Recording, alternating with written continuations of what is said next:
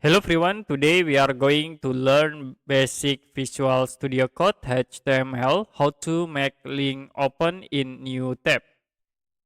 So I will create example links. You can use the anchor tag and like I will set into https google.com.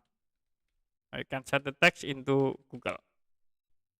Click file, save, and then I will open in browser. So if you click the Google, it will be move into the google.com.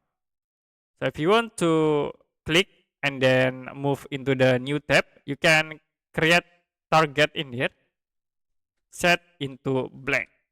So for this element, you can click file, save, and then you can refresh. Now if you click this Google text, it will be create a new tab. Okay, that's it for basic Visual Studio Code HTML, how to make link open in new tab.